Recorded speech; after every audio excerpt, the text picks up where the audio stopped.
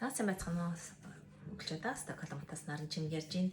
Би өнөөдрийнхээ бичлэгээр та нарт нөгөө ансны чанамал яаж хийдэг вэ гэдгийг заагаад өгье. Би энийг бас нөгөө ансыг бас аюу амьдралдаа их хэрэгэлдэг. Угаасаа энэ нөгөө ханин томонд маш их сайн байдаг учраас зөвхөн ансыг тэрчгээр нь бас хэрэглэхээр жоохон гашуугтар хөөхт мөхөд жоохон дургүй байдаг. Тийм учраас ерөөхдөө чанамал хийгээд тавьчихвал нөгөө талхан дээр эзэнж хоолтой эзэн шведэд ч бас аюу хоолтойгоо идэх шүү дээ. Түүнээс гадна нөгөө яарсан үед заавал нөгөө ансаа буцлах гал энэ жахаа хор нөгөө чанамлаасаа аваад буцалсан усан шууд хутгаад хөвгтдээ өчгчээтэй тий.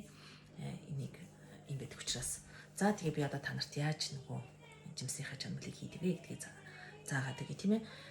Энэ миний орц нь болохоор ерөөсөө аюу илүүдтэй байхгүй ерөөсөө 1 кг жимсэнд 500 г тий хагас килограмм чих элсэн сахар ордог. Элсэн сахар нь болохоор энэ шведэд нөгөө яг энэ чанамлын зориулттай сахар байж байгаа. Би Монголд болохоор яг тийм байдаггүй юу гэдгийг бас яг сайн мэдэхгүй байна. Гэхдээ зүгээр сахар бас хийсэн ч болно. Түүний ялгаа нь жоохон зүгээр жирийн нөгөө энэ чанамлын зориулттай биш сахар хийхээр арай жоохон шингэн болоод байдаг. Тэгээд тийм шингэн болж байгаа тохиолдолд жоохон цэлцгнөр буюу желатин бас хийчихэд бас болдог. Ер нь богино хугацааны хадгалаад идэх зүйлэг те. Урт хугацааны хадгалж хахад болохоор желатин жоохон дэмий гэх юм уу гэж надад санагдаад байдаг. Гэхдээ та өөрөө хийгээд туршаад үзэхгүй тийм ээ. Тэгээ шивэдэд байгаа нь болохоор энэ нөгөө силт сохор гэдэг энэ жимсийн чанал зориулсан юм сахар байгаа. Энийг аваад хийцгаагаараа өөр Монголд байгаа хүмүүс бол зүгээр цагаан элсэн сахар бас хийчих болно. За тэгээд би одоо нөгөө та нарт яаж хийдгийг заагаад өгье тийм ээ. За одоо энд нөгөө би ингээд ерөөхдөө над энэ чинь нөгөө жим байхгүй байгаа учраас энэ бэлдсэн энэ нэг хагас гэсэн. Тэгэхээр би нөгөө жигнүр байхгүй юм л да. Тэгээд ингээрээ хэмчижээ. Тэгэхээр би тийм нөгөө ансаа өгүүлэн болцсон байгаа учраас одоо ингээрээ би ингээд 200 энэ нэг хагас хил байгаа хийж үзээд хасыг нөгөө анс байгаа. Тэгэхээр ингээд нэг ингээд 2 хийгээд 2 баг болондоо уг нь бол яг орцсон 2.5 тийм ээ. Ингэж аа. Тэгээ энийг хийчихэд ерөөсөө яах вэ гэхээр гал дээр та нөгөө зөөлөн гал дээр 12 минут буцалгана. Одоо болохоор энийг буцлахаас буцлах хүртэл нь энэ нөгөө сахараа ингээд харагдаж байна. Тэгээ сахар анстайгаа ингээд хойлоод байна. Мэдээж нөгөө ансаа болохоор та угааж түүж цэвэрлээд яач шүү дээ. Цэвэрлээд нөгөө уснаас нь сайн салгаараа хэрвээ та нөгөө яг энэ чанамлын зориултаа сахарыг хэрэглээгүй зүгээр жирийн сахар хэрэглэж байгаа бол ер нь бол жимсээс хатаах хэрэгтэй. Тэгэхгүй бол улам нөгөө ингээд жоохон шинхэн болчих гээд байдаг. Энийг бол ерөнхийдөө танаас нэг 20 минут шаардлагадна. За тэгээ эхлээд нөгөө би цагаан юм нөгөө галаа нэгэн жоохон хамгийн ширүүн дээр нь тавьчихлаа. Энэний нөгөө жимсийн чанамлыг хийхэд хамгийн эхлээд та юугаа чаналаа хэлэхдээ нэг заавал нөгөө сайн хөдөлгөж явах хэрэгтэй. Сайн хутгаж явах хэрэгтэй. Тэгэхгүй бол нөгөө жоохон доороос нь төлөгдчих гээд идэг. Чадчих гээд идэг учраас тийм ээ эхлээд нөгөө энийг бол баян ингээд хөдөлгөж явах нь маш чухал байдаг. Энд бол ерөөсөө ямар нэгэн ус ч юм уу тий өөр юм ерөөсөө цэвэр анс сахар хоёр удаан хугацаанд хадгалнаа гэвэл тийм уу та нөгөө шилээ сайн угаад цэвэрлээд нөгөө болчихсон одоо чанамлаа хийхдээ юу ягаараа нас арай жоохон багсаж идэхгүй одоо доороос төлөвлөж чинь нөгөө шилээс хариуцгаж угаагаад тэгээ урт хугацаагаар одоо та үлжингөө хэрэглэнэ гэж бодож хадаа цогцоор хадгалнаа гэвэл шилээ одоо нөгөө энэ бокон биш тийм ээ одоо шаргашууг нь 100 градуст халаасан боконд жоохон байлгаад ингэсэндээ ариусгаж байгаа гэсэн үг шүү дээ тий ариутгаж байгаа гэсэн үг. Тэгээд хэсэг байлгаж байгаа гаргаж ирж байгаа нөгөө шигэндээ чанцсан гэсэн чимгээ хийгэрээ гэж зөвлөх байна. За одоо тэгээд ер нь бол сайхан хайлаад эхэлж байна тийм ээ. Ингээд хулгаж байхаа авцсан дээр нэг та ингээд яг буцлаад эхлэхээр нь нэг 10 галаа зөөллөөд хамгийн одоо дундаж хэмжээндээр нь тавиад 12 минут 12 минут чанахад яг нөгөө ингээд зөөлөн гал дээр буслахад болно. Хэрвээ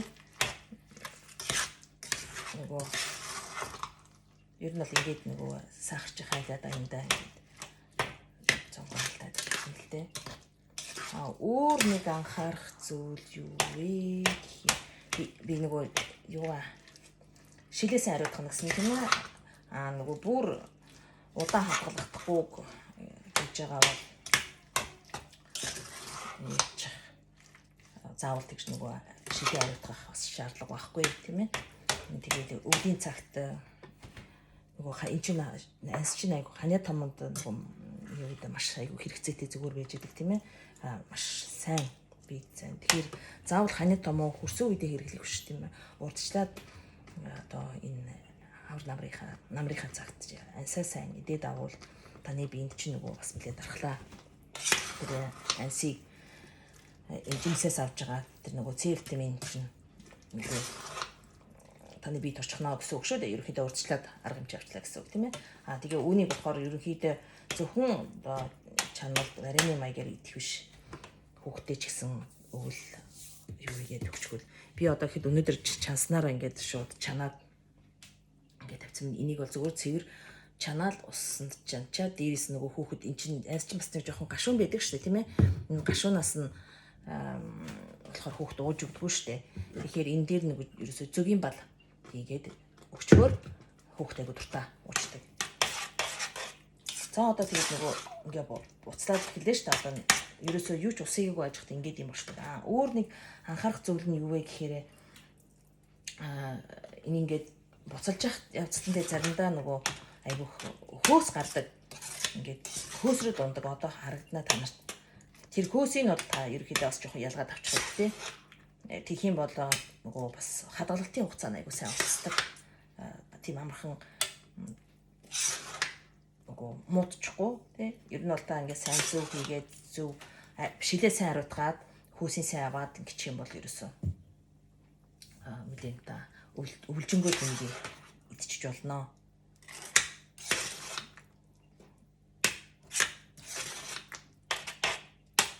За одоо та нар харж байгаараа ингээ буцалгаараа нэлээд нэг жоохон би түрүү хийсэн л дээ. Түрүү хийсний маань нэг их тэгж хөөс ялгахгүй дээ. Энэ нөгөө жимснээсээ бас шалтгаалдаг. Дан бүр ингээ дан болчихсон тий. Ингээд ас чи бүр их болоод ирэхээр бүр ингээд гар хүрэн болдог штэ. Бүр сайн болцнууд жимснээс жоохон их хөөс гараад ачаа санагддаг. Тэгэхээр нөгөө түүжийн хавцад жоохон арай юм цагаан магаан бас арай болоогүй бас байж идэг штэ. Тэрийг бол ялгаж хаях хэрэггүй. Тэмтэл хамт босгоч. Тэгэх юм бол арай баг нөгөө юу гард хөөс гардаг. Ээж нь ээж нь жимсийн чанал хийж гин. Ээж нь нөгөө найзуудаа жимсийнхаа чаналыг яаж хийх зааж өгч байгаа өөр хийж чаддаг зүйлээ. Миний охин цаана тоглож заа юу. За тий ээж нь одоохон заа энийг ингээд чанчаад одоо хараа тэр ингээд нөгөө буцалахаар жоохон ингээ хөөс гарч байгаа зү тий. Тэгэхээр энэ их гараа дээр та энийг ингээд хамаад авчих. Би арай нөгөө галаа жоохон шивүүлүүлчих шиг байна. Цаас нь. Тэгэхээр энийг ингээд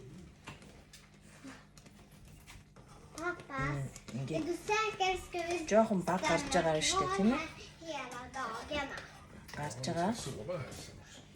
Гарч байгаа хөөсийг жоохон ингээд хамаад. Du tycker om din... Vadå om min?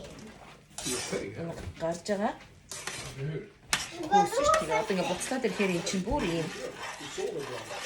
Хараа нөө ямар ч усыг байхад өөрөө ингээд юм шингэн болчихдог.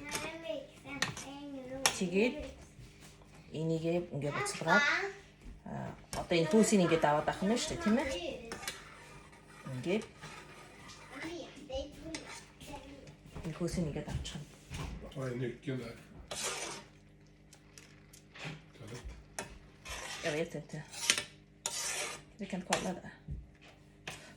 Du Тэгээд ингээд болчихлоо тий. Одоо ер нь бол жигмэгван бэлэн болчлоо гэсэн үг. За тэгээд Pappa. ингээд бэлэн болчоор Och i morse lägger jag ner дараа нь үнийгээ тий та нөгөө угааж цэвэрлсэн nyckeln. шилнэгтэй хийгээд одоо миний төрүүчийн маань хийсэн жигмэг чанал маань юм бэ тий. Би зүгээр шилнэл ингээд хийчихсэн байгаа. Тэгэхээр чараа ийм ингээд хөрчгөрөө ийм утган бэлчдэг. måste låsa nu när jag går på toaletten. Annars så За тэгээд та нарт бүгдээрэнд чинь нөгөө амжилт хүсье. Айнс бол энэ томонд маш их хэрэгцээтэй учраас өвлийнхөө нөөцийг бэлдээд авахд илүүдэхгүй байх шүү гэж бодож байна. Тэгээд миний бичлэг таалагдсан бол хин sorry гэсэн нэгэндээ тараагаараа тэгээд өдрөө сайхан өнгөрүүлээрэй. Баяр та.